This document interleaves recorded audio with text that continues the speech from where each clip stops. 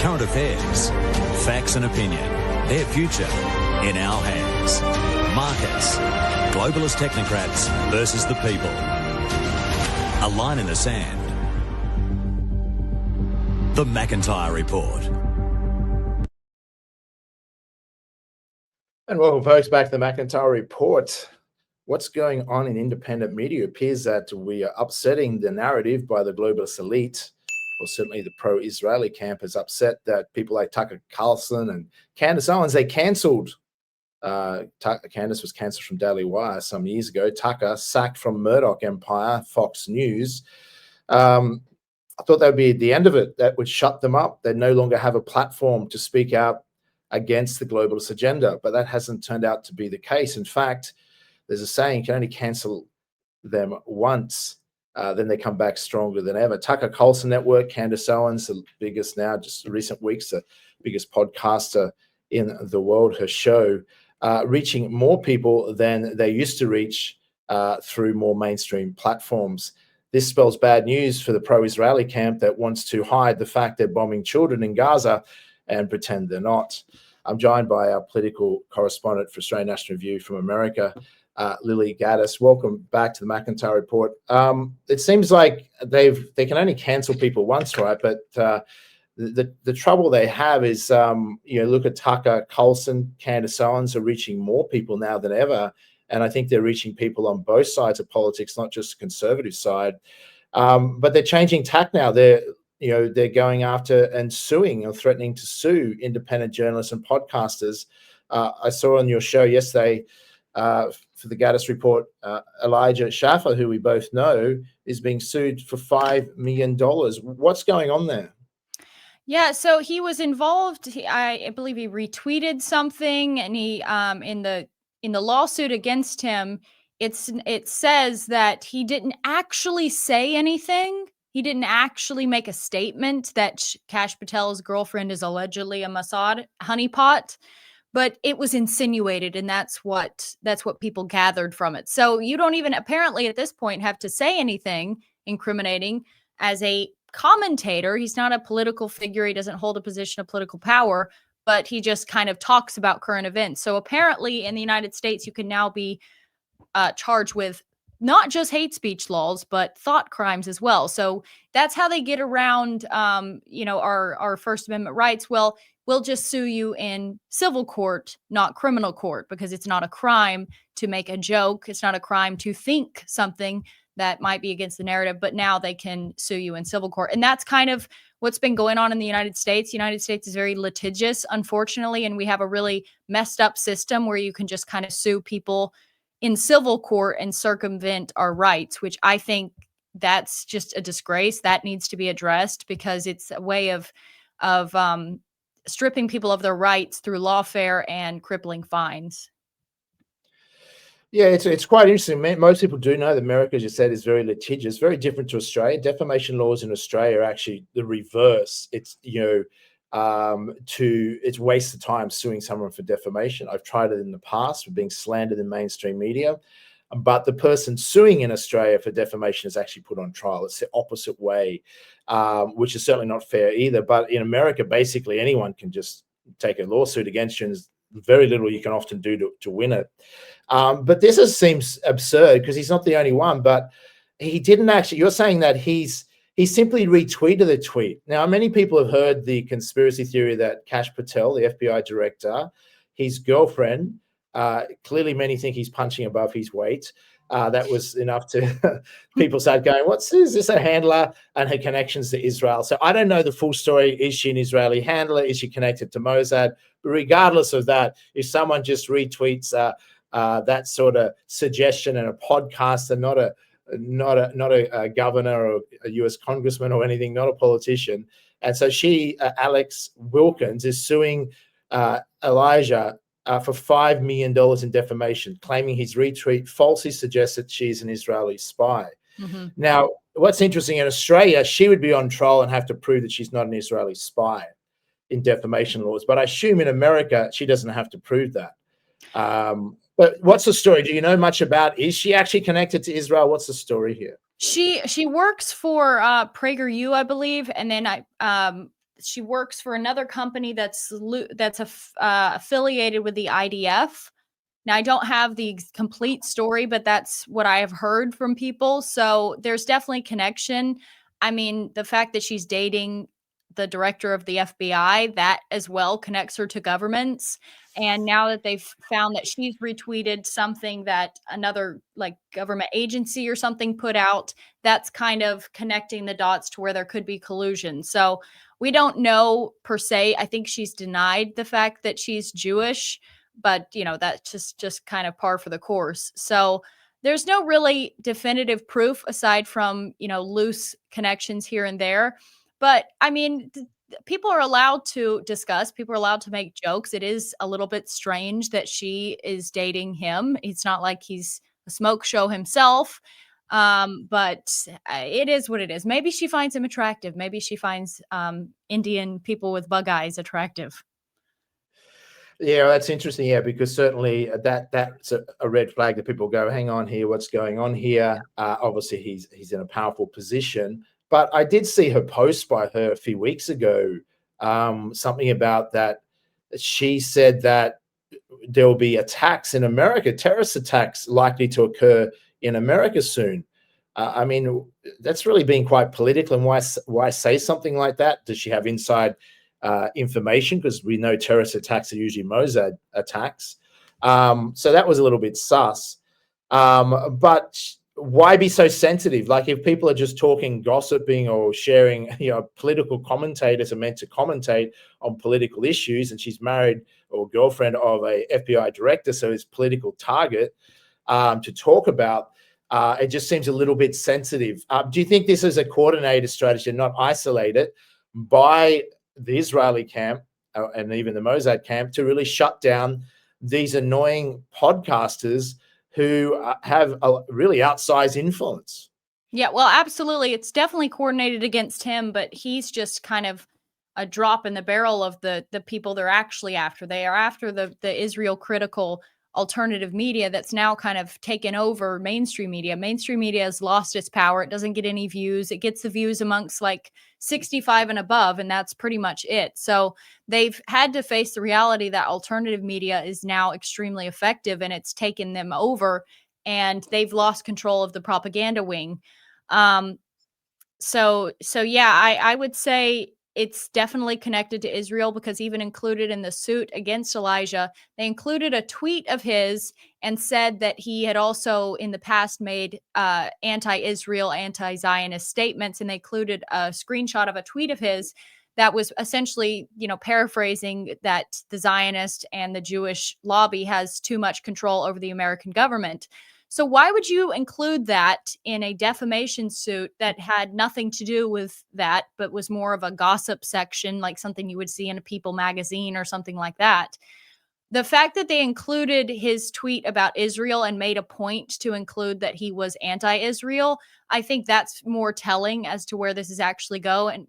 And even in his interview with me yesterday, I believe, he even mentioned how he was like, I think she's just being used more as a pawn in this. They're using her as the excuse to actually go after him, because they can never say what their true intentions are. They have to use, and this is how they do it. There's this woman that said the N-word, and now she's being charged for disorderly conduct.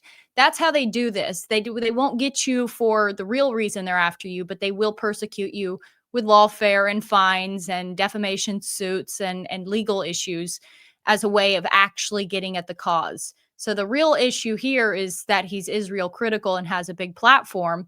And I think he's definitely being targeted, because this is not an isolated event.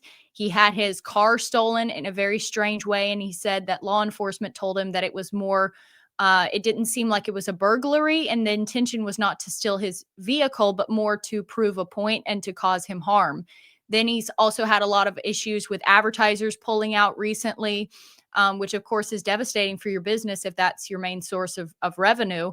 And now this. So it seems like this is more coordinated, and it seems to be more increasingly evident that it points to Israel due to the fact that they included his anti-Semitic tweet in that suit.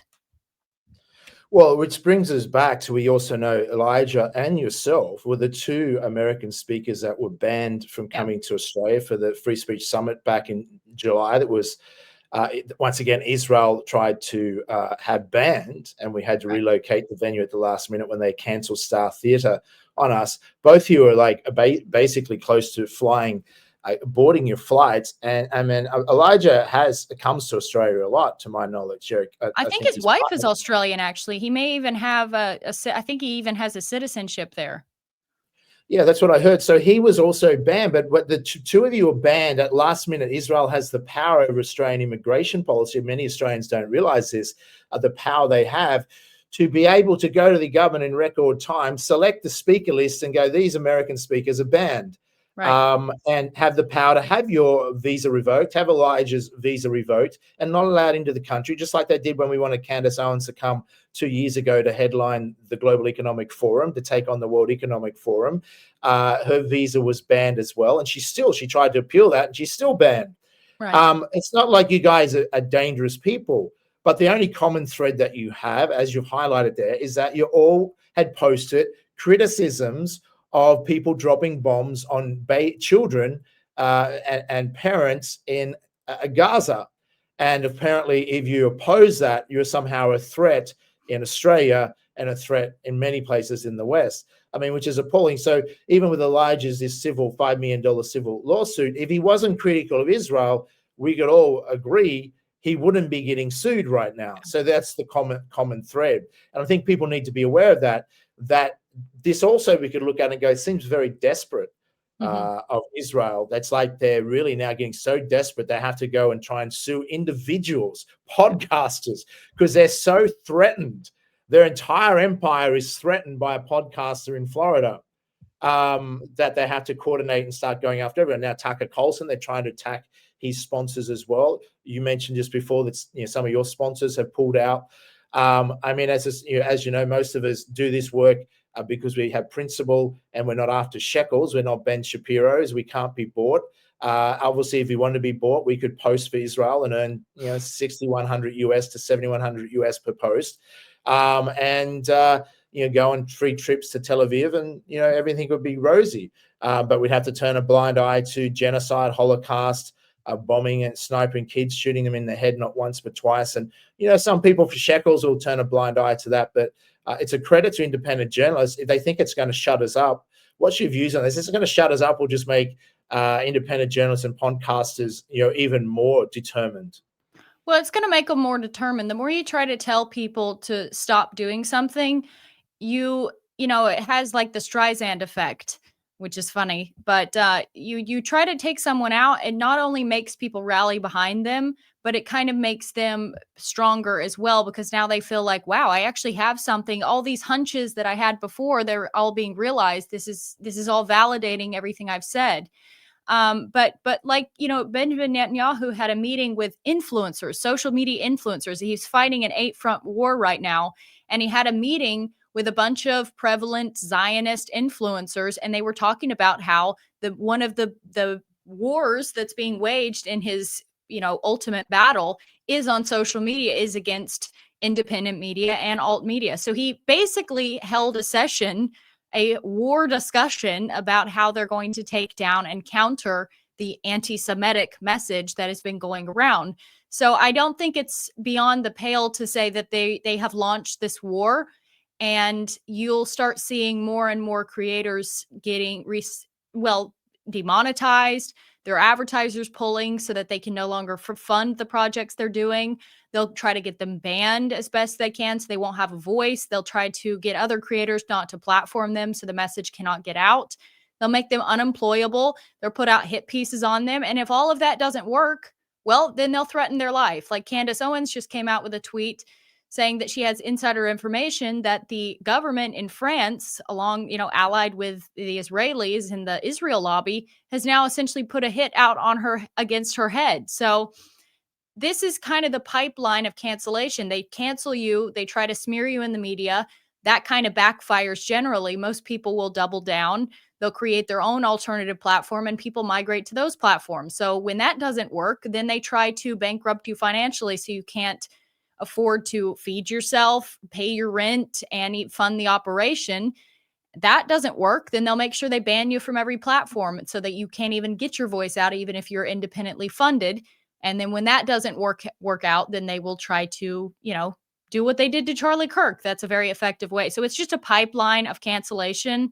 And what's happening now is we're kind of on the tail end of that pipeline. They've already canceled. The biggest voices out there speaking out against Israel have already been fired from their jobs. They've already been smeared in the media. They've already been demonetized, deplatformed. A lot of them have been banned, and it still hasn't worked. So, it begs the question, are we at the last phase of that process? And we see that every single time. It happens throughout history, and we're seeing it happen now. So if they can't ban you, if they can't demonetize you, and that still doesn't have an effect, they will either try to throw you in prison or eliminate you. Yeah, which is crazy. We're talking about this, and of course, they've tried to portray Candace Owens as crazy, and the normies, some fall for that. And where obviously they can't character assassinate her, then they have to move to that next step of assassinating her, and it seems very credible. I mean, she's a very credible journalist, and she's got balls. She's going hard. She's not holding back. She was a good friend of Charlie Kirk, and we know what happened to Charlie, and we know most likely 99% it was Israel. But the way we could also look at this is that really the war is being waged as an information war. That's where Israel needs to win, and Israel is losing. So I've always said to people, like, it's better trying to speak out, speak the truth, know the truth first, speak the truth, and do your bit to make a difference. I mean, a lot of things are outside our control, but we can all play our small part, which inspires others. I think we see people speaking out against Israel to the level they do now. It inspires more people to go, look, I can speak out and not have to fear for my life. Right. Because as I say, they can't Charlie Kirk us all as much as they might like to. But that also suggests that they're losing the information war, and that the independent media is winning. And which that is good news. It's making them more desperate. Of course, in the past, when it was just newspaper print and a few TV stations and the news channels, they could easily control it. But it appears that they seem to be, their people running PR for Israel now seem to be like old school, and they just not keeping up with the hundreds of millions of citizen journalists out there. Everyone loves to be a detective. And after COVID, I think people just don't fall for the bullshit on mainstream media anymore. So even the average person goes, it just sounds a little bit sus, the story about Charlie Kirk, a lone gunman. We've kind of heard that before with the JFK, Lee Harvey Oswald. And even the average person's like not falling for the obvious false narratives. So I think they really have a problem. Moving forward, do you think, where's this going to go? Do you think America is going to lose free speech? I think it's going to be safe for people like yourself and the bigger podcasters to remain there. You look at, I just saw a post here, I think this is yesterday. We have prepared, this is Jake Lang posted, we have prepared a huge $50 million federal slander and defamation lawsuit on Jake Shields, Owen Schroyer, Ryan Matter, Ryan was on our show last week, Myron Gaines, Stu Peters, Solomon Ahmad, for their false claims that I'm a paid provocateur or fed or a Jewish bad actor. So obviously they're going after everyone. And so the more you speak out, I guess some people go, well, at least I'm on the list. I'm obviously achieving a lot of anti-Israel commentary. Do you think this is just going to become unsafe for people to stay remaining in America, where they're looking at deporting Americans? I mean, Australian National View hosts a broadcast from Indonesia because we're far safer in a Muslim country than we are to broadcast in Australia. Right. Well, I mean, I think this is their last ditch effort. I mean, they've lost the propaganda war. They know that. So that now it's like mask off. They're not even trying to pretend. Before they were pretending, oh, we love Christians. Are you kidding me? And then all the videos of Israelis spitting on Christians came out, kind of debunked that. And so, like I said, it's a mask off moment. We're kind of seeing them just in a full war. They're not playing the PR game because even I thought, I was like, gee, if you're really doing this all wrong, like whoever you're hiring to do your PR, you need to fire immediately. But I don't think they care anymore. They're just trying to cow people. They're trying to scare people. And that's going to have an effect. If people feel like they can be sued for whatever they say, I mean, it's going to temper their language, even if they don't intend that to be the case. So I think they're going to use lawfare. That's their easiest way of doing it. I mean, Jewish lawyers, big money. How are you supposed to fight against that? Especially because most of these creators, I mean, despite having big followings, they're not powerful people. They have a big voice, but they don't have necessarily lots of personal funds behind them. They're all mostly listener funded. So they're dependent on their platform. So they're very easy people to take out, even people with media companies. If you are against the mainstream media, you don't have foundational backing, you don't have institutional backing and power helping you. So I think that's probably their easiest way of waging this war. I mean, the last ditch effort would be to assassinate someone, but I think that causes a little bit too much of a ruckus. So I think the lawfare, I think you're absolutely right that that's the direction this is going to go. I mean, we already have anti-Semitism laws on the books.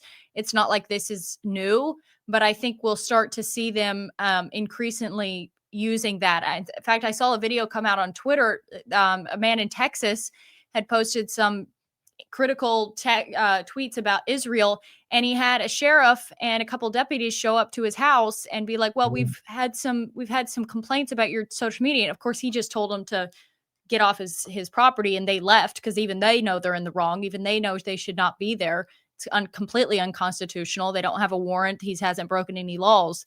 But we're going to start seeing more of this. It's intimidation. It's lawfare, and they know that we don't have a lot of money. Our, people who are on our side, there's a few people that have a lot of money, but we can't compete. So, I mean, if I was them, that's how I would do it. If I was them, I would exploit every loophole in the legal system to try to just scrub the internet of people telling the truth. But I think it's a little too late, because even if they banned everyone speaking the truth right now, not only would that validate everything they were saying, but the genie is already out of the bottle. The vast majority of people, even people who would have identified as Zionist a couple of years back, they are awake to the truth. So I assume lawfare, whatever, but I think as far as the general message, they've already lost that war. Yeah, I'd have to agree. And all they're going to do is it's going to be, if they shut down 10 Stu Peters or Elijah's, etc. I mean, they can't really shut down Tucker and Candace because they are so well funded and too big. You got the big ones. There's just going to be 100 more replace them. Yeah. And TikTok in China, the youth, they've already lost the game now with but the youth is even more anti-Israel. Yes. And so the trend that's moving forward is that a total hatred for Israel and a more exposure of it. So it's only going to get worse for them. And the more they try and dodgy stuff they do, the more they're exposing themselves. So I think it's good news for the world. I often say to people like the West, we might lose the West. America may have to fall because of its links to Israel.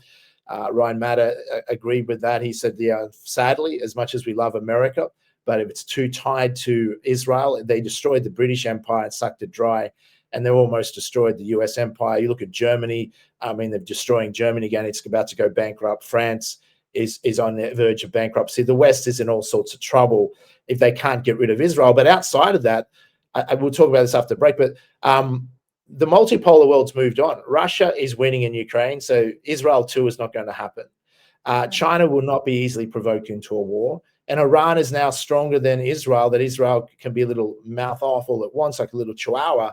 But it's a bit player. It's a little bit what we call a bit player trying to be one world government. I think its wet dream fantasy of a one world government is over.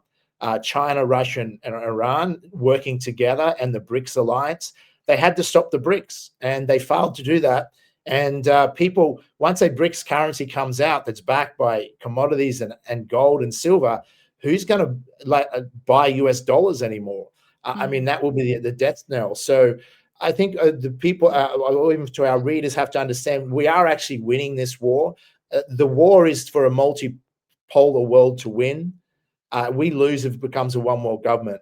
So the West may lose, but the rest of the world is certainly doing well. So we can always at least escape the West if worst comes to worst. Let's go to a quick ad break and let's come back and talk a little.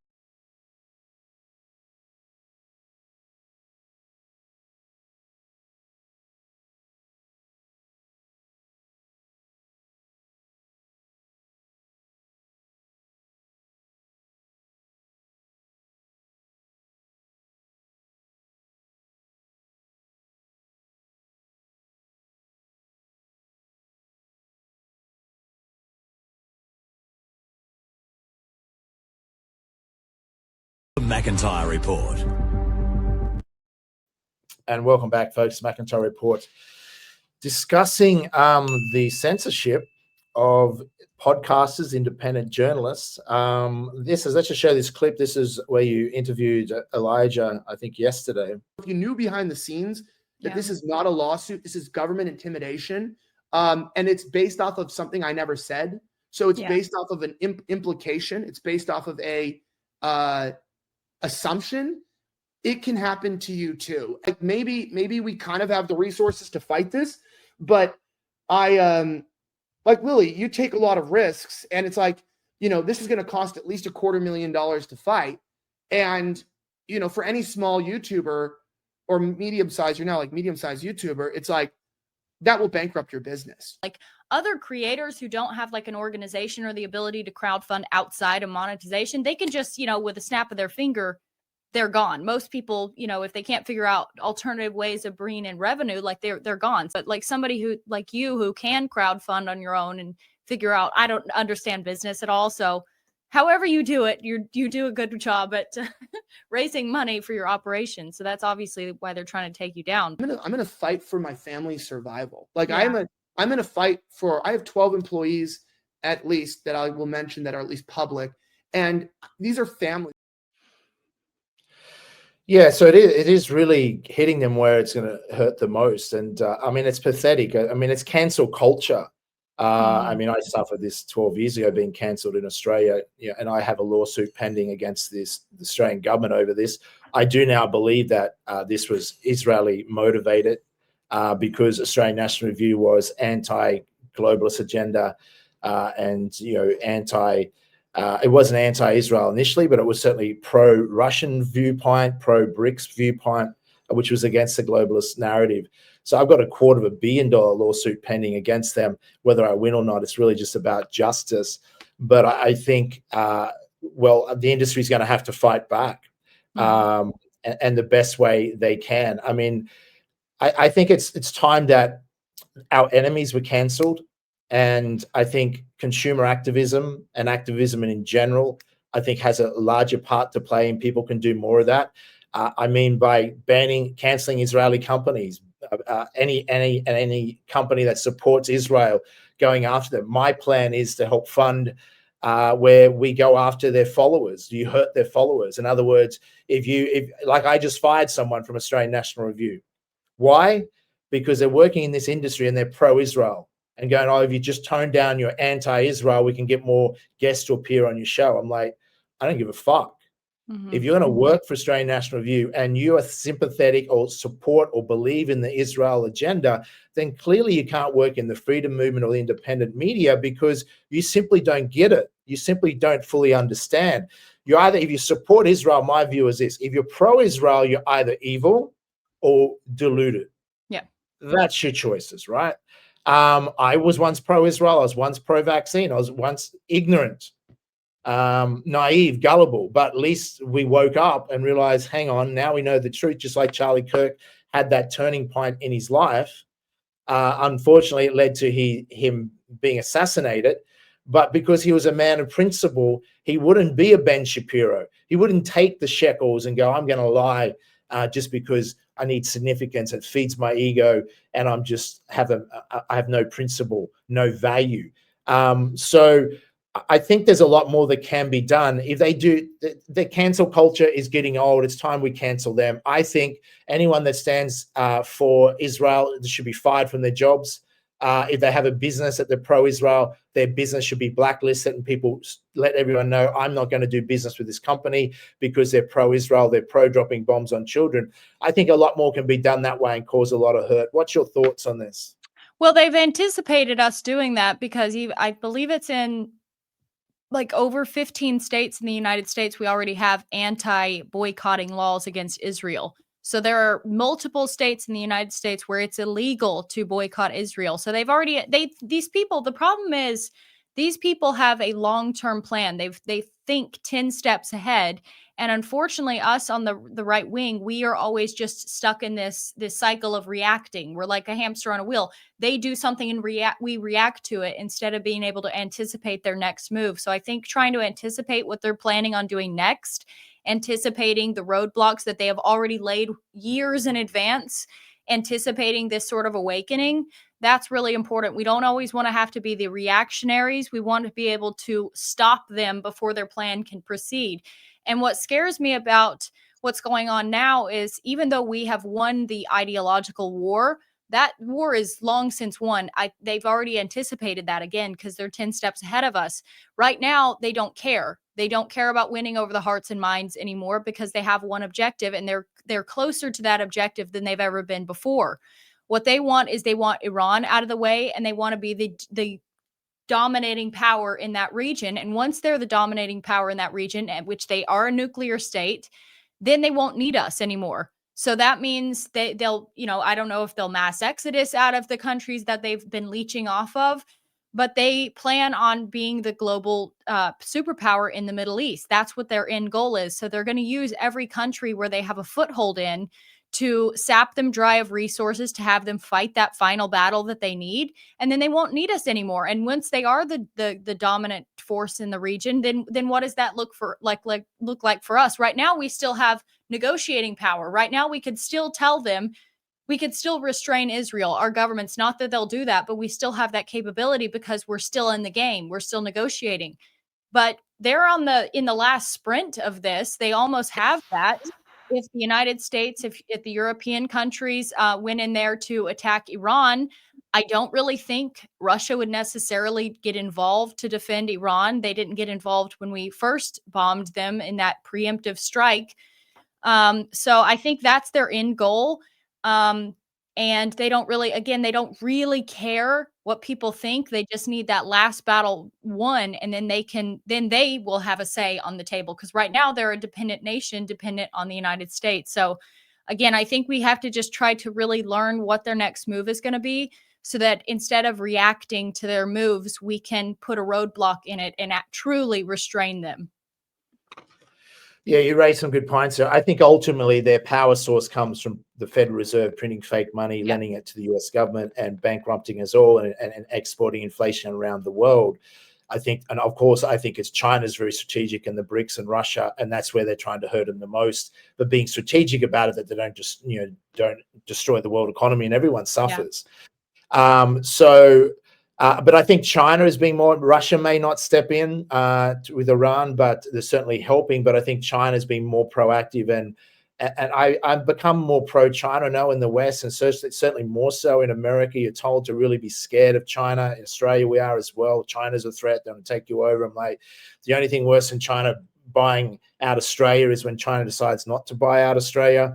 Foreign investment is good. China's made many countries rich, including Australia. It's helped America a lot in cheap products. Imagine the hyperinflation we'd already have thanks to the Rothschilds' banking system, the Fed, by the printing of money. If it wasn't for China producing efficient products. So I'm not anti-China. If we had to choose between China running the world and Israel, I think most people go, well, China's a nationalist government. Things aren't that bad in China. We're scared of the social credit score system, but China's a nationalist government. I said they're certainly not perfect. But the idea that they're this evil communist regime is just nonsense. I've never seen a communist regime allow such private ownership in the world. I mean, they love property and real estate more than Australians and Americans. So they're not perfect. But I think if we look at what's a solution to the world, I think Russia, China, and the BRICS working together, and now they don't control majority of the world's population, are part of BRICS Plus members, 40% of the GDP and rising. There's an economic powerhouse there that is able to finally stand up to Israel. And Israel's power comes from printing more money, but their power is diminishing because that's leading to the financial demolition of the West. And the West is becoming weaker. I mean, Germany's in all sorts of trouble. The biggest economy in Europe, without Russian cheap gas, without being a partner with Russia, Russia and Germany partnered, they would be a dominant power. But they're not. So France is teetering on record debts. Western Europe is done for economically. America is in all sorts of trouble. Australia could be hit very hard. I mean, Australians now, 400 people queuing up for a single dodgy apartment in Bondi. People, if they're fortunate, they can't afford a property anymore, the future generations. There's a max exodus to to Bali and to Malaysia and other countries. And we're only going to see this trickle, I think, in 2026, 27 turn into a flood, especially when I would say there's a 50% chance of World War III in the next 24, 36 months. I think there's a 50% chance of a financial crash, one much bigger than GFC that mightn't be able to be papered over this time. So the world is heading into uncertain times, particularly in the West. But I'm saying that, how will that make the Asian markets or the BRICS? Some of them could actually continue to boom with an exodus of Westerners from the West into third world nations, like, say, Indonesia, where I now live. It's often a cycle. People flee the fading empires. The smart ones flee first. The investors, the capitalists, the artists, the inventors, and they help rebuild new empires. And that's just a cycle throughout history. And we might have to accept that cycle. The July 4th, I think it is, next year is your end date for the empire. The typical cycle will be, I think, 250 years or something. So, so I think there is a lot of good news if we look at the macro. I'm going to go, well, a world that's multipolar led by BRICS, how will that look? And that will certainly see Israel become a smaller player that wants to be a dominant power, but could, other than the Samson option where they're going to lose the game of chess, they want to smash all the chess pieces. That's the big risk for us all, because they are the psychopaths that, did nuke Japan before in World War II. And of course, they're likely to potentially nuke a US city and blame someone else. So, but overall, I think there's still a lot of positive. I think we're actually winning this war. The West may get conscripted to fight in World War III, but I think enough people are going to wake up to that. What's your thoughts on all this? I hope so. I mean, it's a numbers game. If I'm thinking of just like white people in general, like, we're still the global minority. We're 10% of the global population. So as far as us finding a new homeland, I mean, we may be forced to do that because we're simply outnumbered. Mass migration is killing Europe. It's killing the United States. It's putting us out of jobs and homes and making it unsafe for us to even live in our own country. So if you're just thinking about like the future of white people alone, I mean, they may be forced, like you said, to migrate to another country and start essentially their own colonies again and start from scratch and just abandon the countries that we already have. As far as the awakening, I mean, it's sweeping all over Europe, especially amongst the young people. It's sweeping all over the United States. The United States, we want a nationalist leader. We want America being put first. In Europe, the young people are wanting a more unified Europe where they are all nationalist in their own country, but they still work together in unison. So I think the awakening is going on, is good that we're seeing. A lot of people are awakening to this fact. They know the truth now, which has been suppressed for so long. But it's the question is, do people have the actual power and ability to organize and to conquer the elite class who has the money, who has the banks, everything on their side?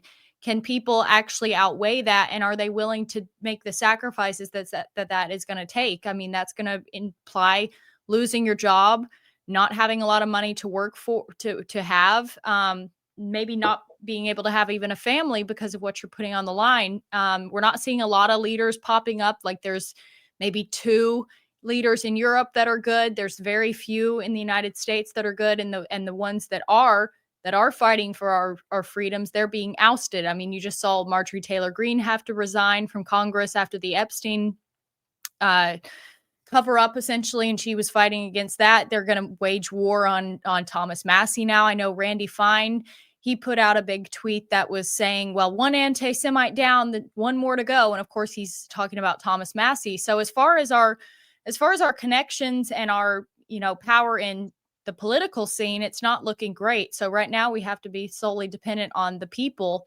and whether they will be coordinated enough, strategic enough to actually know how to leverage their power, the power of the population, against these elites that have taken control of every institution. Yeah, it raises some good points too about the left and right, because if you look on the right side of politics, it's split now. MAGA is split. You've got the pro-Israeli camp, and again, you got versus America First. And They're starting now some rallies in Australia now. They want Australia first rallies, but they're coordinated by Zionists.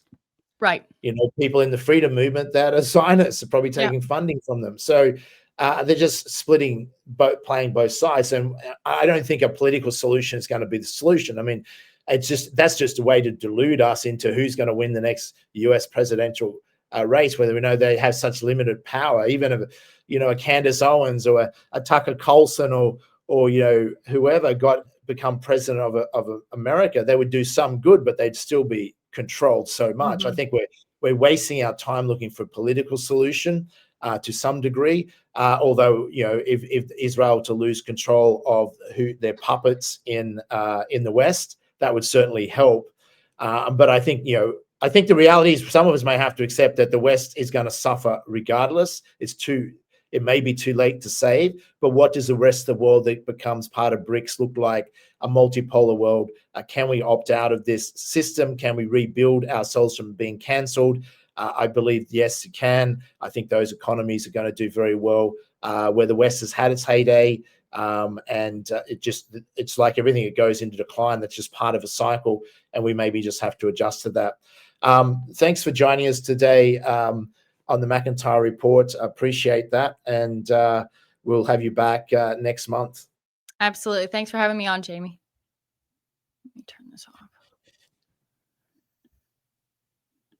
So there we have it. McIntyre Report will be back on a 2-week break. Actually, I will be away next week, but we'll be back in a couple of weeks with more on the McIntyre Report. Until then, take care.